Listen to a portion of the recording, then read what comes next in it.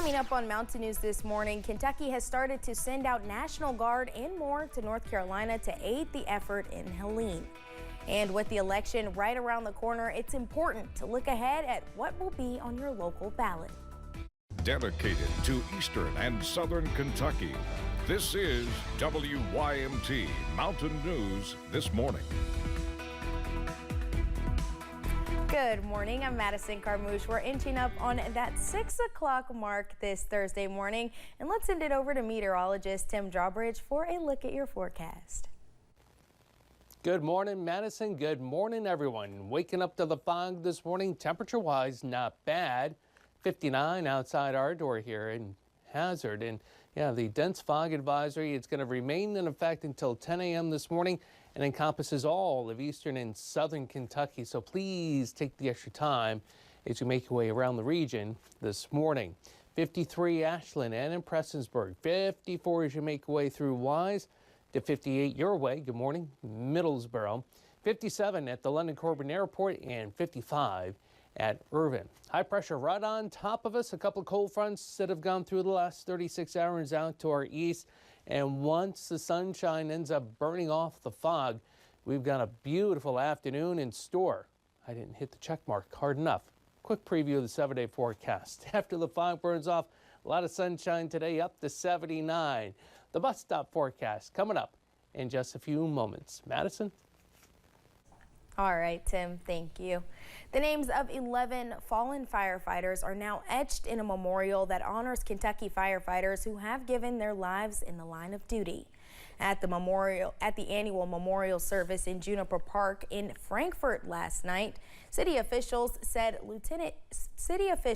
Lieutenant Governor Jacqueline Coleman honored those firefighters. Among those recognized, Joseph Back from the Whitesburg Fire Department, Geneva Salyer from the Red Bush Fire Department, and Greg Van Hoos with the W.R. Castle Fire Department. Yesterday marked the 23rd year of the ceremony. Officials now report more than 170 people have died across 6 states from Florida to Virginia as Hurricane Helene left a path of destruction. Thousands of volunteers, including more than a dozen from Kentucky's American Red Cross, are on the ground helping. Misty Thomas with the American Red Cross Kentucky chapter is stationed at their chapter office in Asheville. Thomas has helped in large-scale disasters before, like the 2022 flood in eastern Kentucky. Every disaster is different, but every disaster leaves a wake of destruction and harm in its way to families and communities. And this is absolutely no different. I think what's different for me in this particular disaster is how widespread it is. Thomas says they have Red Cross volunteers from Kentucky and Florida as well, helping to alleviate human suffering. She says yesterday they helped a woman get her mother-in-law insulin because her pharmacy is not accessible right now. Governor Beshear says Kentucky is ready to help its neighbors hit hard by Helene. The state deployed the National Guard, state troopers, and other experts to help. Governor Beshear shared a video on social media calling back to Kentucky's resilience during recent disasters. We have shown nearly 3 years after the tornadoes, nearly 2.5 years after the floods, that there is a light at the end of the tunnel, that we can stand back up and we can rebuild. But in this darkest hour that they're going through, they need to know that we care. The governor says Kentuckians can help by donating blood and essential items. In London, first responders are collecting supplies at drop-off locations, including the police station, city hall, and fire station. All collected items will be sent to a hospital in Newport, Tennessee. It's one of the last accessible areas before road closings begin. ARH is giving people the chance to help those affected by Helene with a supply and fund drive. You can donate and drop off items at the ARH System Center or in the lobby of any ARH hospital location. You can do that from 8 a.m. until 5 p.m. each day until October 11th. Some of the supplies you can donate are toilet paper, cleaning supplies, and baby items such as formula and diapers. We have additional information about this on our website. With folks in several states still being impacted by Helene, some members with the Lexington Fire Department are lending a hand. Originally, 3 firefighters were called to Florida as part of Ohio Task Force 1, an urban search and rescue team pulling people from parts of Ohio, Indiana, and Kentucky.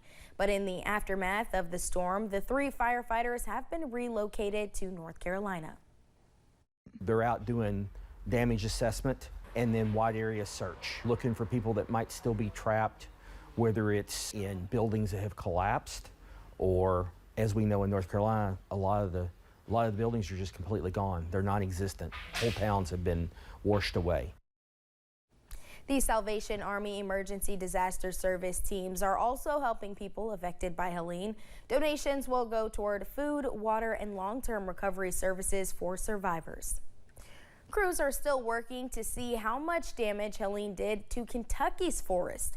Tim Illing with Daniel Boone National Forest says crews have focused on clearing trees from buildings and roads. He says hikers should prepare to be flexible on trails since they haven't been cleared yet. The rain could have caused erosion and trees could still be blocking paths.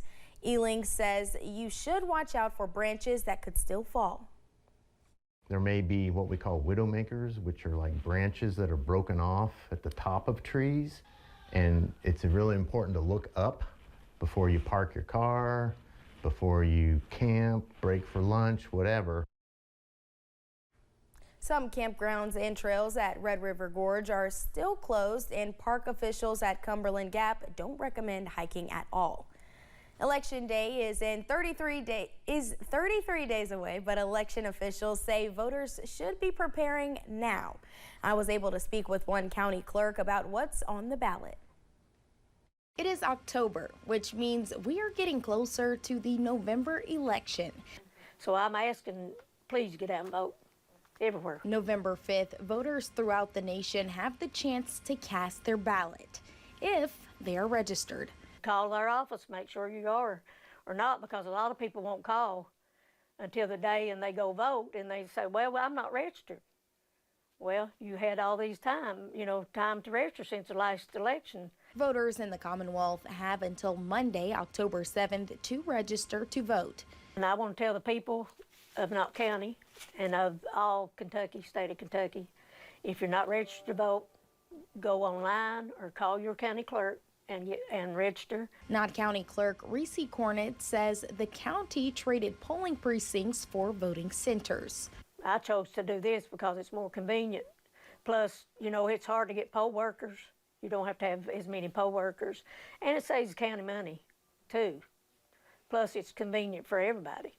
Cornett says to become a poll worker, you just need to be 18, registered to vote, and come to the training. We need all the poll workers we can get, but I pretty well got them covered.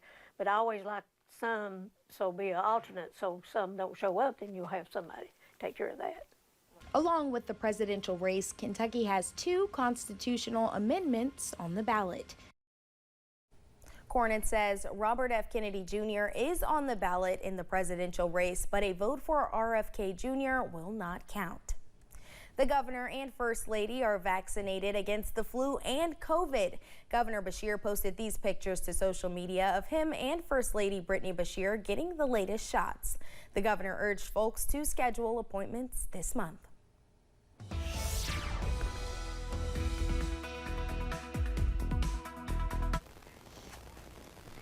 And a good Thursday morning to you. A little foggy outside your door this morning. Dense fog advisories in effect until 10 a.m. Cloud cover-wise, above the fog, nothing's going on. High pressure is in firm control for today, tonight, and most of tomorrow. All right, the bus stop forecast shows that we're at 59, low visibility because of the fog. Winds are calm. Give the sun an opportunity to do its magic as we end up seeing pretty much temps not going anywhere the next 2, maybe 3 hours. And then we start burning the fog off and the temp will start to rise rapidly. We'll get into the upper 70s. Some of us will touch 80 this afternoon. More about the weekend forecast with the ARH First Alert 7-day forecast. That's coming up in moments. Madison? All right, Tim, thank you. And thank you for joining us on Mountain News this morning. More news is on the way. When we return, a bombshell court filing in a case against former President Trump offers new details into his reported efforts to illegally overturn the 2020 election.